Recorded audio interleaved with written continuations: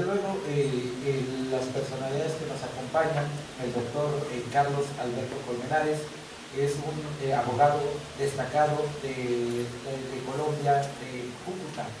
Desde luego, el doctor Colmenares, ustedes lo van a escuchar con un tema muy interesante en relación al proceso monitorio que se da en materia civil, pero él lo está transformando a la materia penal. Y algo muy importante, que en México no se ha estudiado, no hay un solo estudio del proceso monitorio, ni qué es, ni para qué sirve, ni cómo aplica. Por tanto, creo que es importante escuchar esas experiencias, sobre todo porque América Latina está adoptando esa figura jurídica y resulta que nosotros como mexicanos, como siempre, quedamos un poco relegados, marginados o excluidos de figuras novedosas que puedan dar solución inmediata a los procedimientos.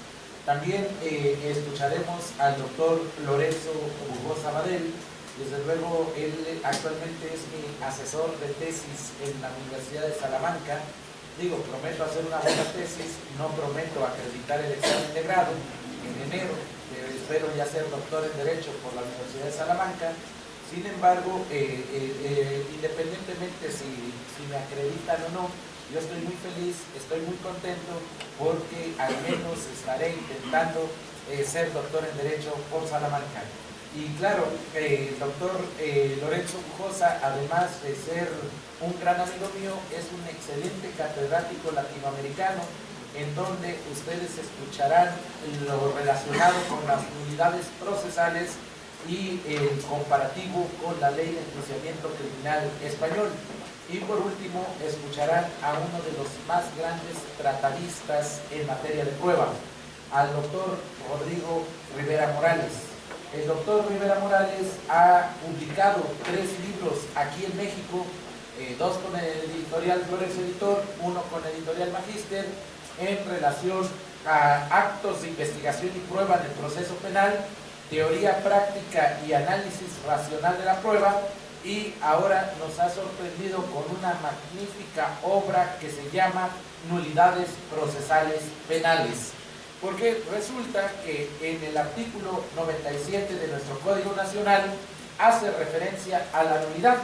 El artículo 263, 264 del Código Nacional hace referencia a la nulidad de la prueba, y el artículo 482 del Código Nacional hace referencia a la nulidad del procedimiento. Entonces, es muy importante no confundir los tipos de nulidades para poderlas promover en tiempo y forma, dependiendo de la etapa procesal. Es decir, podemos tener solamente la nulidad de un mero acto procesal, podemos tener la nulidad de una prueba, o podemos tener la nulidad de todo un procedimiento. Creo que si diferenciamos estos 3 tipos de nulidades, va a ser muy importante establecer estrategias de litigación en el proceso penal acusatorio, porque resulta que cuando tenemos una cadena de custodia contaminada queremos alegar la nulidad de la prueba, cuando la cadena de custodia en realidad es un acto de investigación y reviste la característica de un acto procesal y no constituye como tal prueba. La prueba es la evidencia material. Entonces, para poder buscar la anulación de la prueba, es necesario atacar directamente a la evidencia material, de tal forma que los órganos de prueba también puedan hacer referencia para que se desacredite la preexistencia de esa evidencia material y no propiamente la nulidad de un acto procesal. ¿Por qué? Porque en palabras de don Jairo Parra Quijano hace la diferencia entre lo que es una prueba que está afectada de ilegalidad, que es simplemente la falta de una formalidad, y la prueba que está afectada de ilicitud, porque ésta sí puede transgredir derechos fundamentales, entre ellos el derecho de defensa. Entonces, bajo ese contexto, es muy importante que ustedes diferencien entre lo que es un acto de investigación y un acto de prueba, que seguramente lo van a escuchar en una explicación mucho más amplia, mucho más docta, como lo es de don Rodrigo Rivera Morales. ¿Sí? Además, otro de los puntos que consideramos importantes en relación a la prueba es que actualmente se está presentando buscar la nulidad de alguna prueba, sobre todo en la cuestión de la declaración de parte, es decir, la declaración del imputado. Pero resulta que a nivel de investigación, la entrevista o declaración del imputado no puede revestir la característica de prueba, porque el artículo 378 del Código Nacional es muy claro que dice que si la persona se niega a declarar en el juicio, todos los registros previos no tendrán validez alguna y no podrán ser ocupados bajo ningún concepto. ¿Esto qué quiere decir? Que no va a tener la característica de prueba la declaración de un imputado en etapas previas, solamente en el juicio. Entonces, ¿qué pasa? Que a nivel de carpeta de investigación considero que tiene la naturaleza de una técnica de investigación.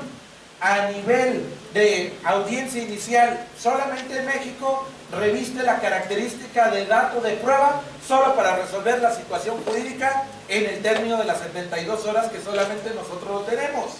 Y cuando hay un allanamiento de cargos o reconocimiento penal o procedimiento abreviado como lo conocemos nosotros, ahí reviste la característica de acto procesal, no de acto de prueba.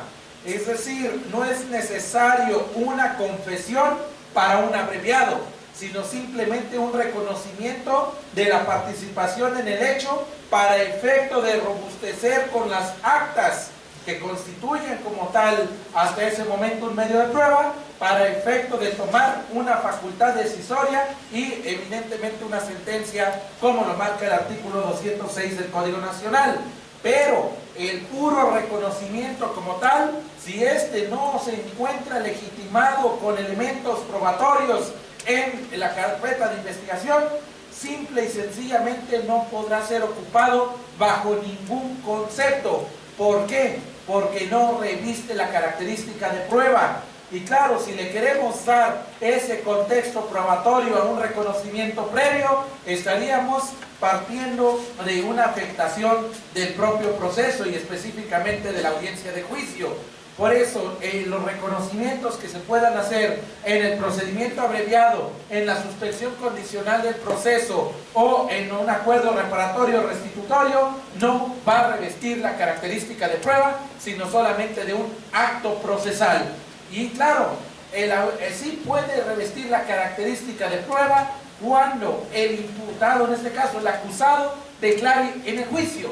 ¿Por qué? Porque esto sí se tomará en cuenta a favor o en contra, encargo, descargo, para efecto de hacer un análisis racional de la prueba junto con todos los demás elementos probatorios para tomar una facultad decisoria del juzgador al momento de emitir una sentencia definitiva, donde seguramente hará una sentencia de declaración, ya sea de inocencia o de culpabilidad. Por eso es muy importante establecer la diferencia entre lo que es el acto de investigación, el acto de prueba y propiamente las nulidades que pueden afectar en cada uno de ellos. ¿Por qué? Porque la nulidad en un acto de investigación en muchas ocasiones puede ser subsanable porque es simplemente por la falta de un requisito, pero hay otras veces que puede afectar el fondo del proceso porque resulta que se pueden cumplir, o más bien dicho, se pueden violar las reglas del debido proceso.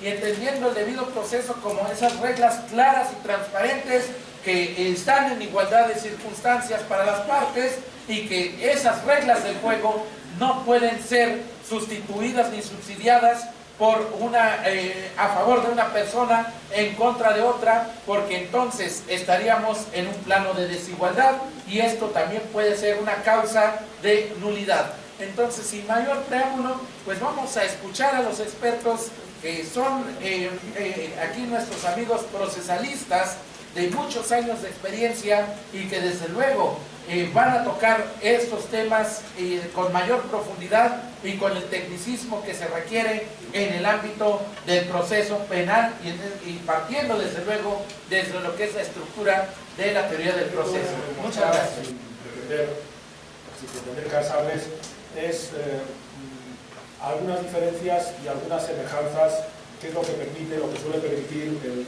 estudio del derecho comparado. Les voy a contar algunas cosas de España, y ustedes dirán, bueno, ¿y qué nos importa lo de España? Pues probablemente tendrán razón, pero verán que tratamos de responder en los distintos países a las mismas cuestiones, a las mismas preguntas, con algunas semejanzas y algunas diferencias. La primera diferencia que verán ustedes es que nosotros no tenemos nuevo Código Nacional de Procedimientos Penales. No hemos dado el paso, no hemos tenido el atrevimiento que han tenido ustedes de modernizar completamente el modelo con todo lo que ello implica, de capacitación, cambio constitucional para empezar, de capacitación, de desarrollos normativos, de cambio de mentalidad importante, porque sin cambiar la mentalidad no se cambia el proceso, y más cuando, y permítanme que meta nuestra función de profesores universitarios es criticar para bien, hacer críticas positivas, permítanme alguna crítica positiva. No es simplemente el caso mexicano, sino que es una crítica que podemos hacer a todas las reformas que ha habido en Latinoamérica, para mi gusto, demasiado influidas por el hermano del norte, por el modelo de los Estados Unidos de América, por el modelo procesal penal, que responde a una tradición completamente distinta y en realidad a un modelo que yo llamo, exagerando un poco, un modelo inexistente. Nos hablan del proceso adversarial, del proceso de partes, pero luego cuando miramos las estadísticas vemos que ese modelo de proceso penal se cumple en menos del 5% de casos, porque los procesos penales, ustedes lo saben, los procesos penales americanos se resuelven a través de acuerdos reparatorios, a través de negociaciones, es decir, en realidad no hay proceso penal. Pero esa es la influencia que han tenido ustedes, y también debo decir que es la influencia que ha llegado hasta Europa. Europa en ese sentido tiene la ventaja de que está un poco más alejada, pero por ejemplo el modelo italiano, el código italiano que consiguieron aprobar en 1987 es de esas características, ¿no? Muy parecido a un proceso que llamamos adversarial, y confundimos a veces adversarial con acusatorio. Esto quiero que sea el centro de mi intervención. Proceso adversarial como proceso de partes a veces se toma como ese modelo americano que les decía, como un proceso en el que el juez simplemente mira desde fuera y son los fiscales y la defensa del acusado los que van a tener ahí su partido de tenis o su pelea, como quieran ustedes, para convencer al juez de lo que luego, o al jurado, de lo que luego tenga que decidirse. En realidad, nuestra tradición es distinta. Nuestra tradición, claro, usted está hablando de la tradición inquisitiva. Claro, nuestra tradición es bastante negra. Estamos hablando de los procesos de la Inquisición, estamos hablando del uso de la tortura como prueba reina unida a la confesión de cargos, a la que se le daba un efecto completo, el que confesaba. Por ejemplo, hay un libro de fue presidente del Tribunal Constitucional, un catedrático también de la Universidad de Salamanca, don Francisco Tomás Valiente, historiador del derecho, que se llama La tortura, y recoge actas de los escribanos de las declaraciones de entonces, y esas actas lo que hacían era, él lo transcribe en ese librito que les recomiendo. Ya no es nuevo, es bastante antiguo, pero sigue siendo muy ilustrativo y yo creo que lamentablemente vigente. Lo que recogía el escribano era líneas y líneas en las que ponía ay, y es lo que decía el pobre imputado. Esa era la confesión que mandaba en ese proceso inquisitorio que, bueno, ustedes miran, ese es el modelo que nos trae. No, ese no es el modelo que nos trae. Eso es lo que teníamos en el siglo XIX, y que los aires de la ilustración, de la modernización del proceso penal trataban, sobre todo los aires liberales de entonces, trataban de introducir en el ordenamiento jurídico español y de toda Europa, yo creo que también en América, aunque con desiguales resultados. Yo recuerdo, lo hemos hablado estos días, que en Chile hasta el año 2000 no han tenido un proceso penal con oralidad y con unas mínimas garantías, con un proceso en el que el juez era el protagonista, la fiscalía no existía, en fin, un proceso que necesitaba, que era muy parecido al inquisitivo, a ese inquisitivo con todas las letras, y no al inquisitivo que a veces los norteamericanos, los ciudadanos, los juristas de Estados Unidos de América nos achacan que nosotros seguimos todavía un modelo inquisitivo. Hay que tener cuidado con eso, adversarial acusatorio, porque yo sí admito que no tenemos un modelo adversarial en los casos europeos, ni siquiera en Italia, que sería el modelo más parecido a Estados Unidos, porque la tradición ha pesado mucho, En esos cambios que hubo a finales del siglo XIX, en 1872, en 1882 hubo otra reforma, que es la Ley de Enjuiciamiento Criminal, nuestro Código Procesal Penal, que está todavía vigente. Ustedes se sorprenderán si no lo saben. Nuestro Código de Procedimientos Penales sigue siendo el de 1882, aunque con numerosos cambios, con numerosas reformas, con muchísimas reformas. Yo diría que hasta con demasiadas, porque lo que han hecho es construir una especie de monstruo de Frankenstein, metiendo elementos que no casan, que no siguen el sistema. Yo suelo decir que no hay un sistema de proceso penal, hay distintos procedimientos con registros distintos, con reglas distintas, pero lo importante, y vuelvo a lo de la diferencia entre adversarial y acusatorio, lo importante es que tengan las mínimas garantías. Las mínimas no. Las mínimas, pues para empezar a hablar, pero a lo que hay que aspirar es a las máximas, como es lógico.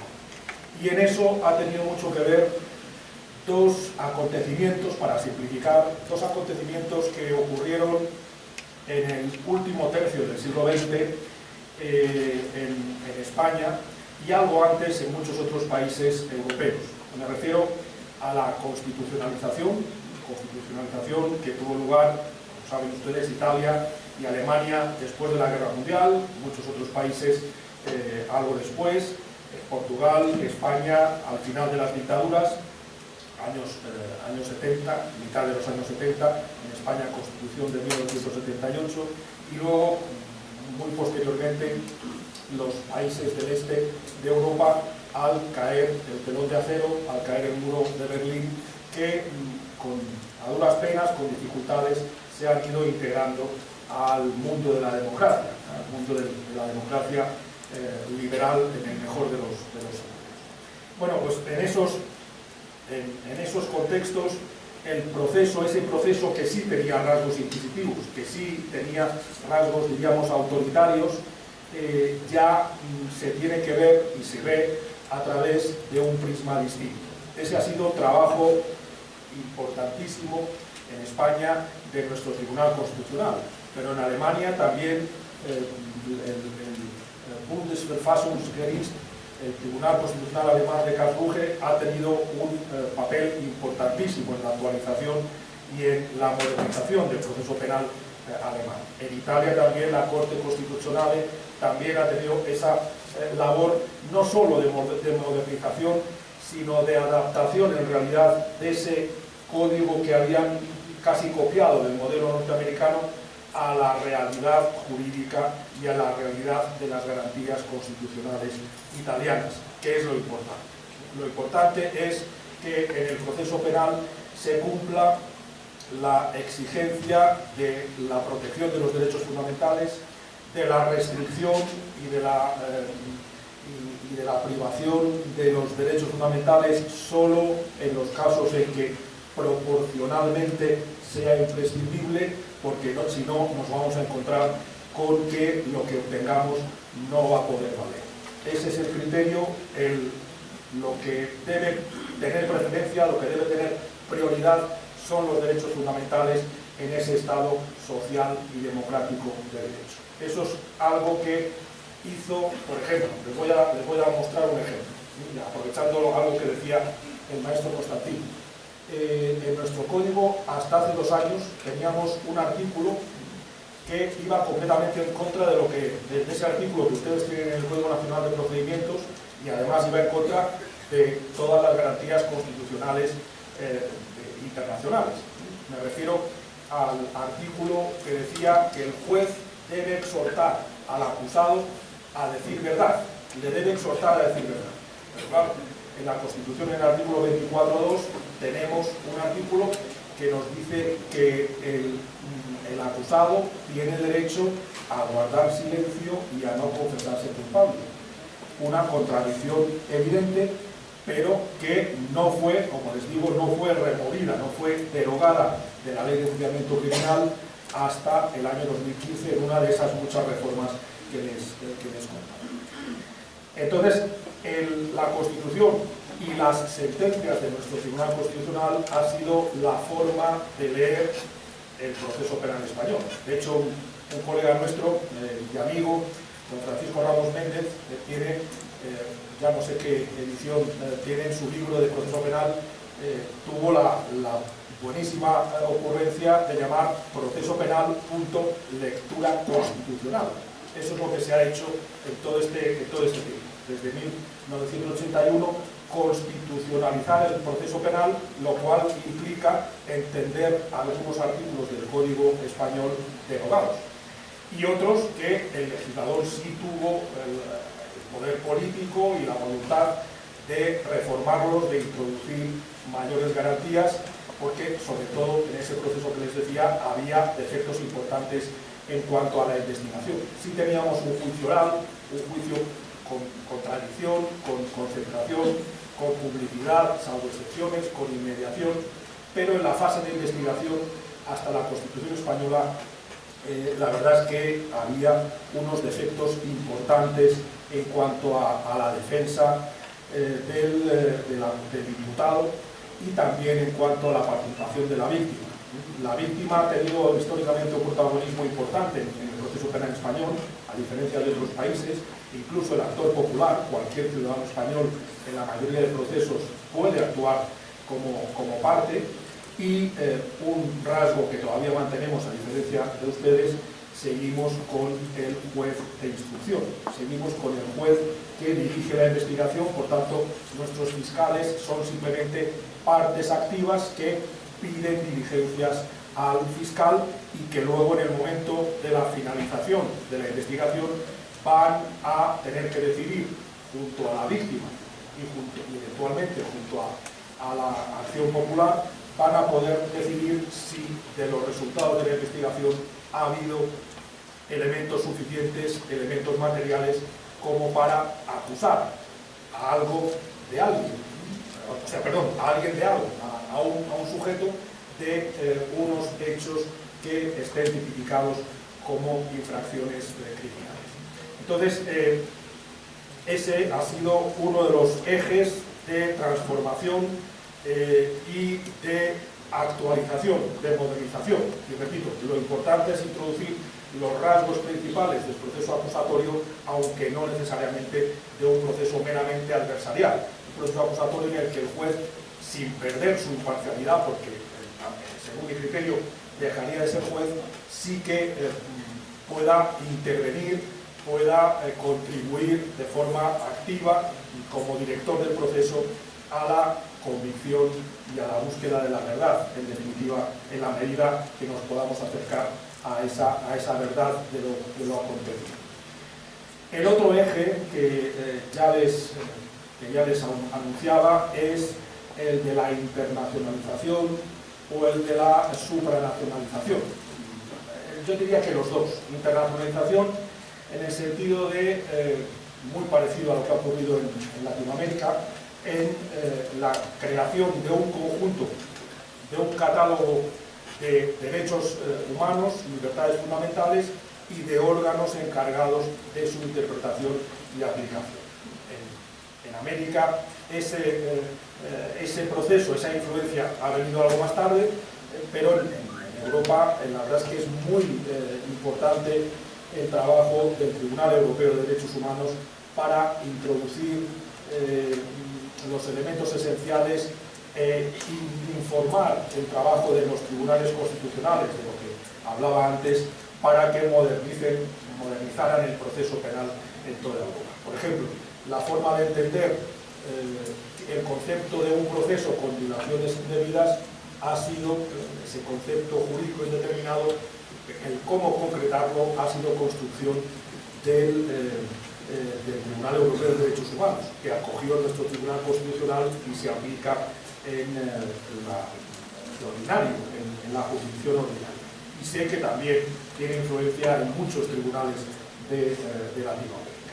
Esa labor de construcción jurisprudencial, por tanto, también ha supuesto una identificación de garantías, pero que los estados de Europa que han pretendido una mayor integración, estoy hablando de la Unión Europea y de la construcción de esa utopía, cada vez menos utopía, cada vez estamos más cerca, aunque la Unión Europea tenga sus crisis, ya lo conocen, la construcción de un llamado espacio judicial europeo. Un espacio judicial europeo en el que sea más fácil la comunicación directa entre tribunales, sin tener que pasar por ministerios de Relaciones Exteriores, ni siquiera por ministerios de Justicia, sino que un juez sueco pueda pedir a un juez español directamente la cooperación que necesite.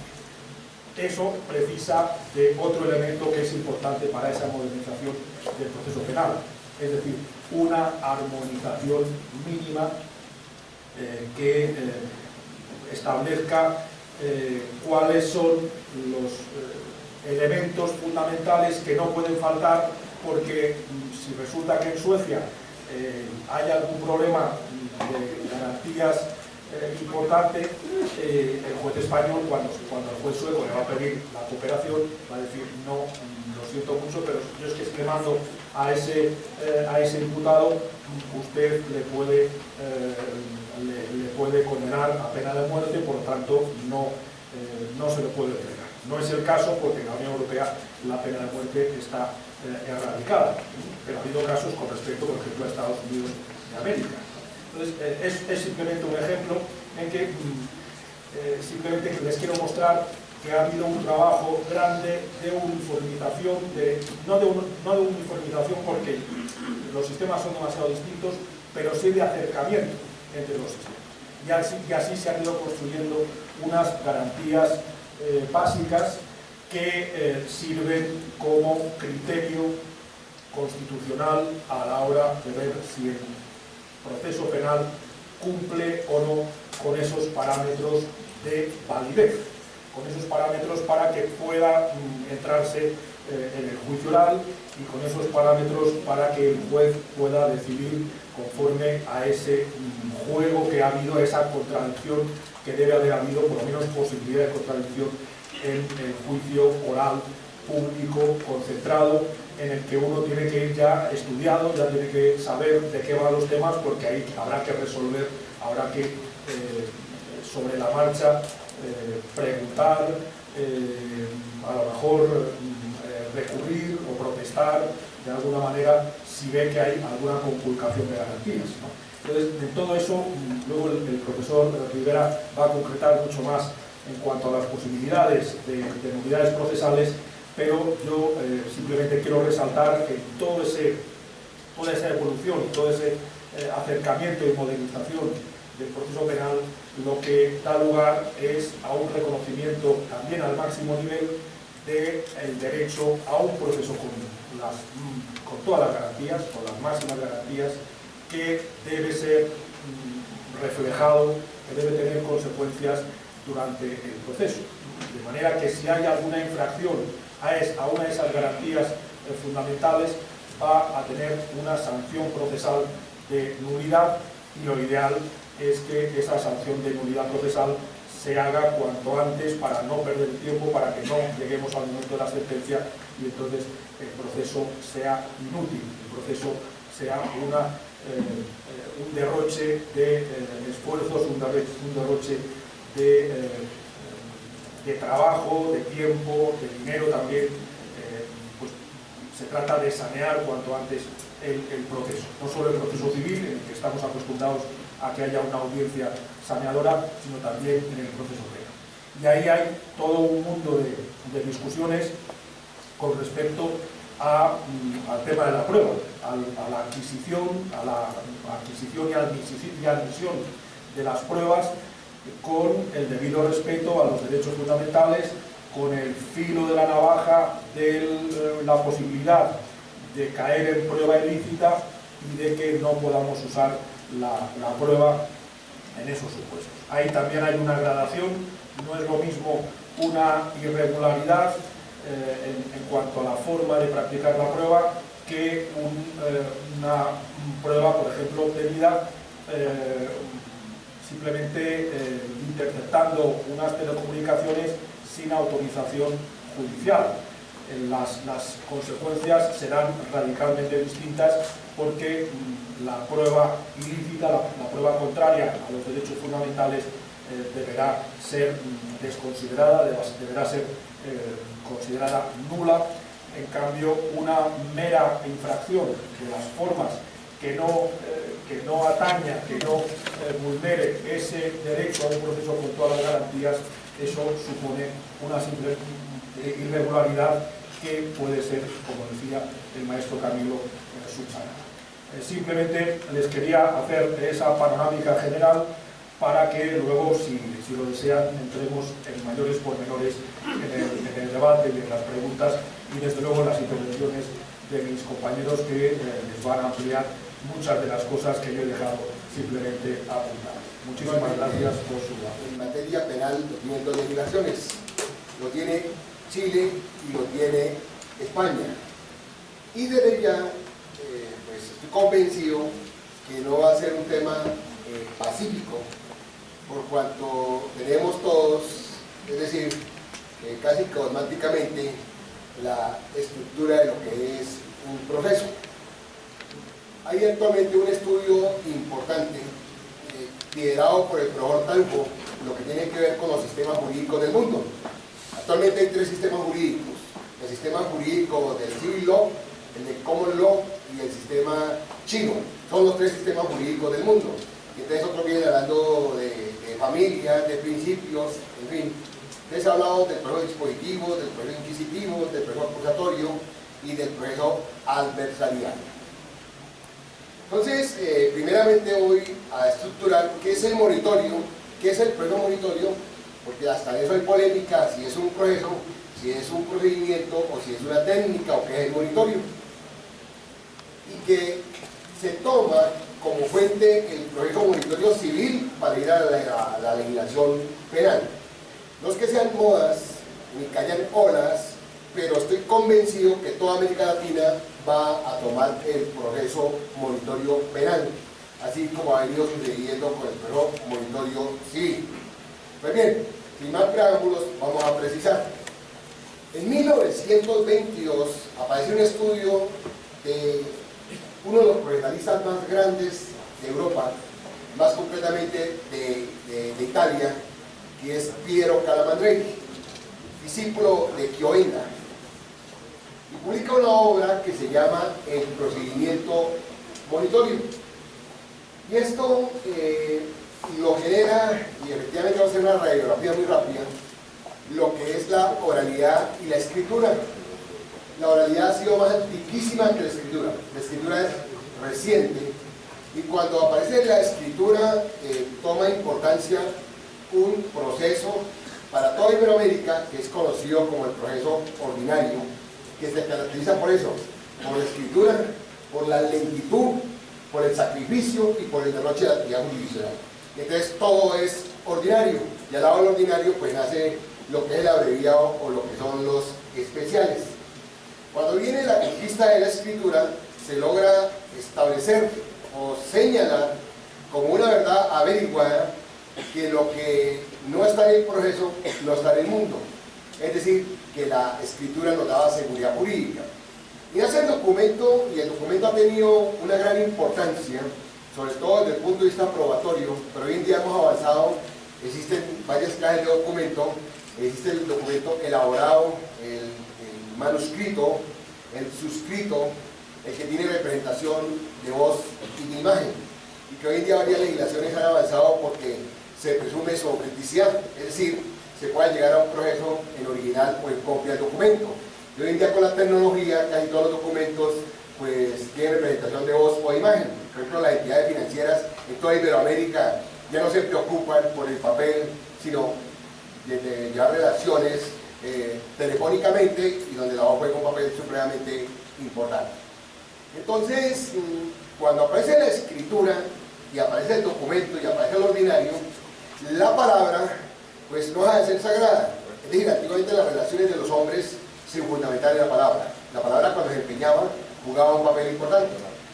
Pero en la relación de crédito se constituye un verdadero limbo, y donde esa oralidad venía jugando un papel importante, los acreedores que logran establecer sus relaciones con la palabra quedan en la inseguridad. Entonces, para poder hacer efectivo su crédito, tienen que ir obligatoriamente al ordinario. Y entonces los otros acreedores que hicieron uso del documento, pues había un proceso especial que es el proceso ejecutivo.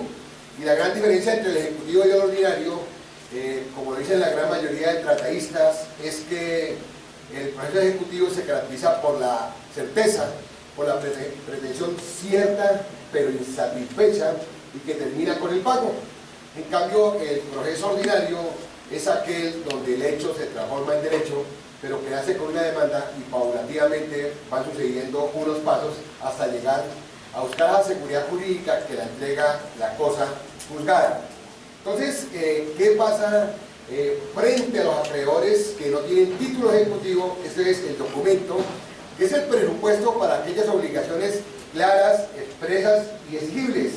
Pues tienen que ir a un proceso completamente lento y casi que sacrificio del derecho sustancial. Entonces viene una obra maravillosa. Esto históricamente ya pues existía con otra denominación, pero en 1922 aparece en Italia el proceso de inscripción, llámese proceso monitorio, y viene la obra de Piero Calamandrei, donde Piero Calamandrei toma como referencia el ordinario. La gran diferencia es la siguiente, pedagógicamente hablando. Todo proceso tradicional requiere en los extremos las partes, y ese proceso nace con la demanda, crece con la contestación de la demanda y muere con la sentencia. Es decir, que todo proceso civil, presentada la demanda, el juez decide si la admite, si no la admite, si la rechaza, si hace emplazamiento al demandado para que ejerza el derecho de defensa, viene la etapa probatoria, alegatos y por último sentencia. Cuando viene el estudio de Piero Calamandrei, vemos a un juez que sigue siendo tercero, pero que es el que juega el papel de la jurisdicción, que tiene un diálogo solamente con el demandante. Es decir, los postulados de la buena fe y la lealtad procesal toman importancia. Y entonces solamente se comunica el acreedor con el juez, y él, de espaldas al demandado, sin oírlo, profiere sentencia. Ese es aquí cuando pues, la mayoría de gente ve como una violación al debido proceso. ¿Cómo así que una persona resulta ser vencida si una de las conquistas más grandes de la humanidad y especialmente del hombre ha sido con que nadie puede ser vencido sin ser oído? Pues cambian son las estructuras. Imagínense ustedes que en el proceso civil las bases, con todo respeto, se parecen mucho a una misa. Cuando uno llega a una misa a la iglesia, efectivamente todo va por bases, y con todo respeto uno siente descanso, como cuando el padre levanta, uno dice, ya como que se va a acabar esto. Así pasa con el proceso civil, cuando llega a base de alegatos, pero muchas veces lo sorprende a uno una nulidad.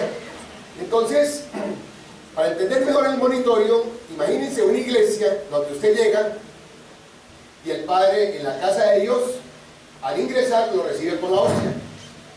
Dice, esto se invirtió, porque la hostia me la deja al final. Esto es lo que pasa con el proceso civil. Entonces, dice Piero Calamandrei en una radiografía maravillosa: proceso monitorio es aquel que tiene como finalidad la creación de un título ejecutivo con inmersión del contradictorio con efecto de cosa juzgada. Esto es, que el acreedor llega y el juez, sin oír al demandado, ordena pagar o da un mandato de pago. Pero en toda Iberoamérica ninguna providencia, ningún auto, ninguna sentencia, ningún mandato produce efectos mientras que no se notifique. Es decir, que el demandado va a ser notificado. Lo que cambia es esa mentalidad que tenemos que seguir con ese ordinario, paulatino, sucesivo, armónico. Entonces aquí está cambiando la estructura, porque ahí me pueden atender desde ya a una tutela efectiva y me responden de manera inmediata. Pero esto no sucede absolutamente para todos los casos. Vienen de las características de Piero Calamandrei. Él dice, hay inversión del contradictorio, porque el juez escucha al demandante, atiende la pretensión y después escucha al demandado. Entonces viene ahora lo que es la definición etimológica. Etimológicamente, monitorio significa intimación, advertencia, amonestación. Y el monitorio nace con la iglesia. Con la iglesia antiguamente a ustedes le condenaba y después lo oía.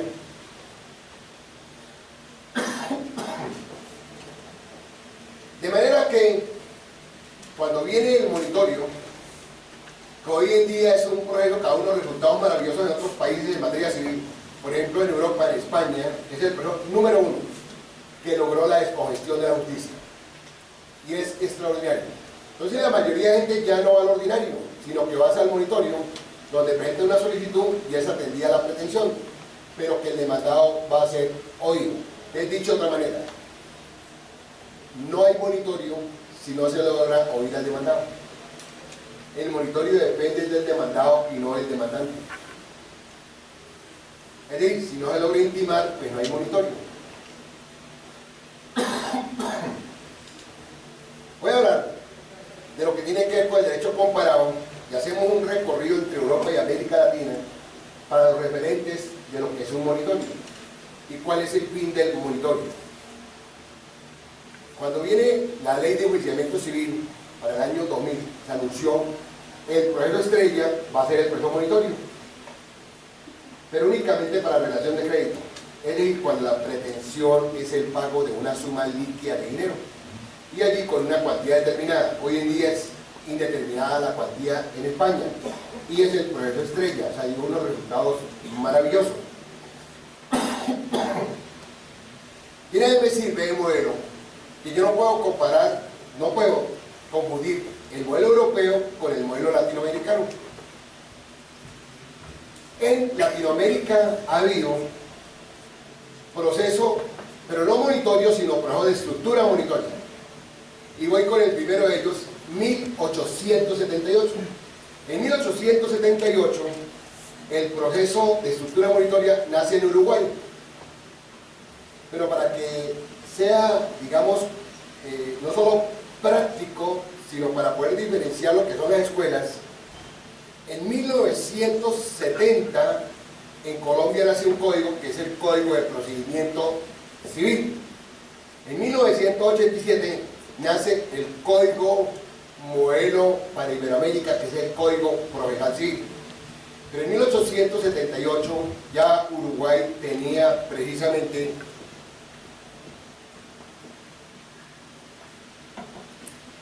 el proceso de estructura monitoria. Ese proceso de estructura monitoria se da para los siguientes casos. No es proceso monitorio. Y aquí quiero que todos logren tomar la diferencia.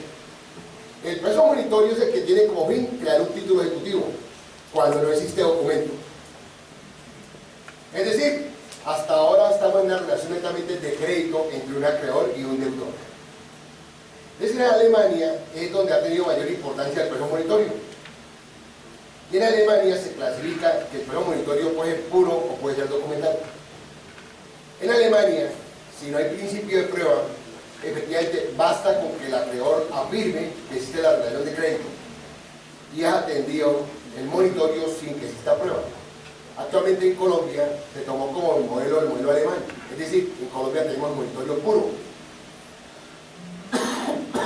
Basta la afirmación del demandante y se le cree, postulado de la buena fe, que diga, me deben la plata, pero no tengo ni letra, ni cheque, ni pagaré, ni factura, ni contrato, absolutamente nada, solamente la palabra. Y viene aquí nuevamente lo que es la importancia de la palabra. Entonces, cuando viene la gran diferencia entre qué es un proceso monitorio y qué es un proceso de estructura monitoria es la siguiente. El proceso monitorio tiene como fin crear un título ejecutivo, por cuanto no existe el documento y no podemos ir al ejecutivo. El proceso de estructura monitoria no tiene como fin crear un título ejecutivo, sino que el legislador parte del presupuesto de que la pretensión que se reclama en el proceso, que es el objeto del proceso, no va a tener resistencia. Que en la mayoría de los casos la parte demandada no va a resistir. Entonces, el primer caso que toma como estructura monitoria es lo que se coge como el pacto comisorio. En los contratos de compraventa, cuando se estipula que no pagándose el precio en el plazo estipulado, el contrato se resuelve. Es en el caso de Uruguay, se establece expresamente: presentada la demanda, el comprador tendrá 24 horas para resistir el contrato. Si consigna dentro de 24 horas el precio, el juez profiere sentencia. Entonces, esto en Uruguay se llama proceso de estructura monitoria. Segundo, todo proceso ejecutivo que existe en toda Latinoamérica, donde hay un acreedor, un deudor, y que la prestación puede ser de dar, de hacer o de no hacer, y que esa relación es de crédito, en Uruguay se llama proceso de estructura monitoria. ¿Cómo se presenta por estructura monitoria la relación de crédito? El acreedor tiene que llegar el documento. Es decir, que en Uruguay el proceso de estructura monitoria es documental. Ese documento puede ser una letra, un cheque o un pagaré. Y el juez libra mandamiento ejecutivo. Notifica al demandado. Y el demandado tiene un término que es de 8 días para proponer excepciones. En la gran mayoría de los casos, el demandado guarda silencio, es decir, no resiste el mandamiento ejecutivo. Por lo tanto, ese mandamiento ejecutivo pasa automáticamente a quedar en firme.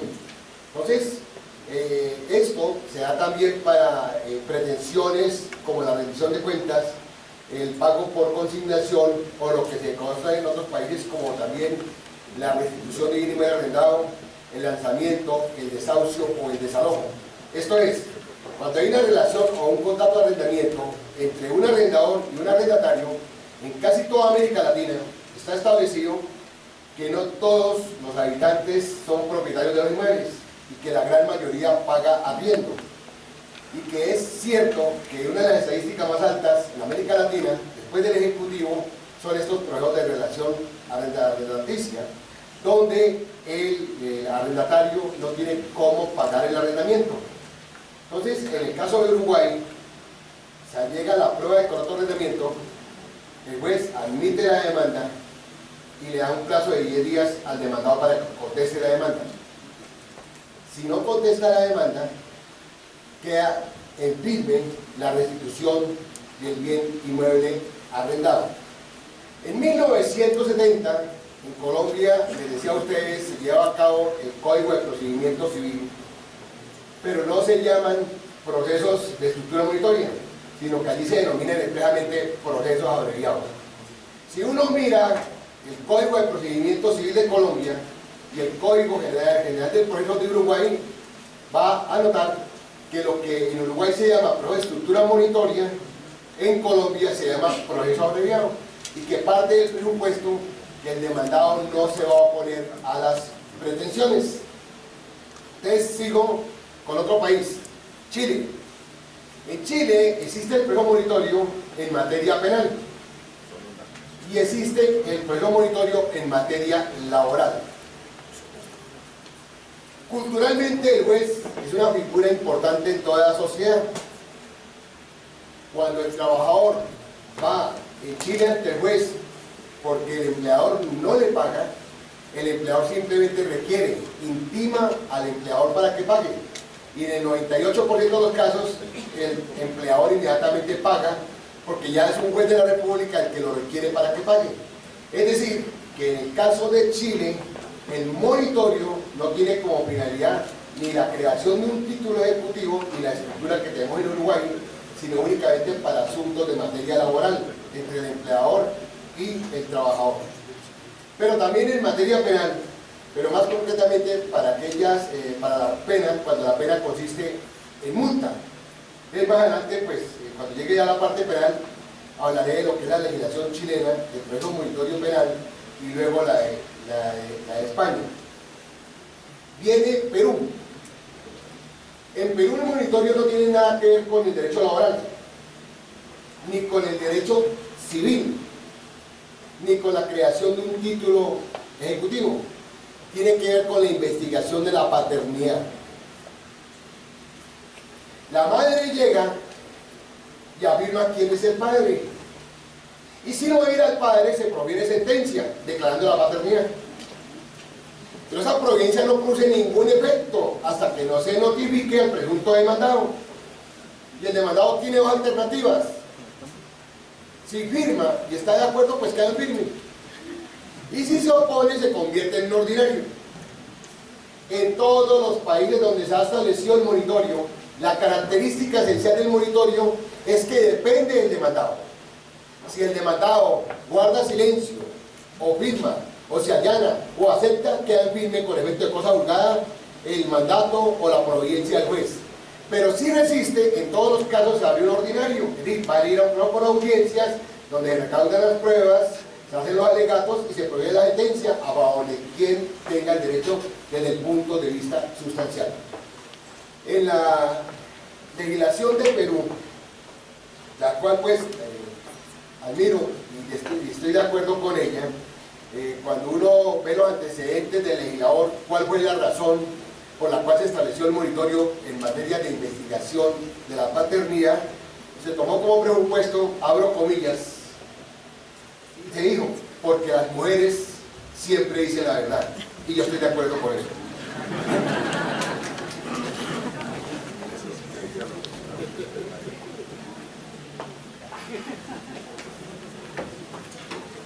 Los últimos países que han tenido el monitorio en materia civil son Colombia 2012, Perú 2013 y Bolivia 2014. Y precisamente es el proceso civil que tiene como finalidad la creación de un título ejecutivo. Entonces, para lograr hacer aquí una estructura de lo que es el proceso monitorio, voy a lo siguiente. En estos países, el proceso monitorio es únicamente para la relación de crédito, es decir, la relación sustancial entre el acreedor y el deudor cuando no hay título ejecutivo. Porque si se tiene título ejecutivo, pues vaya al proceso ejecutivo. Aquí estamos precisamente ante la incertidumbre. Estamos frente a un proceso declarativo o un proceso donde se debaten hechos, donde el acreedor llegará con un principio de prueba. Es decir, con un pedido, por una solicitud, por un texto, por correo electrónico, lo que sea, y se atiende el requerimiento. Entonces, presentada la solicitud, el juez ordena al demandado que pague. Y le da un término, generalmente casi todos estos códigos son de 10 días. O que hay razones por las cuales no paga. Es decir, aquí no se le rinde culto a la forma. Aquí prevalece el derecho sustancial. Y puede suceder lo siguiente. Primero, que llegue el demandado, se notifique y guarde silencio. Si el demandado guarda silencio, ese requerimiento de pago queda en firme y produce efectos de cosa juzgada en última instancia. Es decir, no hay posibilidad no hay ni siquiera la mínima posibilidad de reiterar un posterior juicio, sino que queda efectivamente en firme. 2, que el demandado llegue y pague. Y todos sabemos que toda obligación se extingue con el pago. 3, que el demandado llegue y resista. Es decir, que proponga el pago total, pago parcial, la inexistencia, la caducidad, la prescripción, cualquier medio de defensa que se alega tan idéntico en un proceso ejecutivo. Y automáticamente se da por terminado y se abren, es decir, se ventila el procedimiento que la ley señala, que en la mayoría de los casos es un proceso ordinario para establecer la pretensión. Les voy a sintetizar aquí que la gran diferencia entre el proceso monitorio europeo y el proceso monitorio latinoamericano es que el proceso monitorio tiene como finalidad crear un título ejecutivo cuando la relación sustancial es de crédito entre el acreedor y el deudor y no existe precisamente el documento que constituya dicho título para que se pueda liberar el mandamiento ejecutivo o el mandamiento de pago. La estructura monitoria es en aquellos casos donde el legislador parte del presupuesto que no va a haber pretensión, pero la característica esencial es el silencio. Pero se dan acá unos fines que son estos. Primero, que la parte está siendo oída, y es una garantía constitucional que toda persona tiene que ser oída. Dos, es característica de estos procesos que la notificación tiene que ser personal, es decir, no se permite el emplazamiento en radio, ni en prensa, ni el jurador al litige. La persona tiene que estar viva y tiene que físicamente recibir el acto de la comunicación, que resulta el principio de la publicidad con ella. Si no es posible, tiene que ir a un ordinario. Y depende de la persona si acepta ese requerimiento o la amonestación que está haciendo o la resiste. En todos los casos de la legislación, automáticamente el mero hecho de que el demandado haga resistencia y no acepte la pretensión del demandante, se da por terminado el proceso. Entonces, la característica esencial del monitoreo es en el demandado.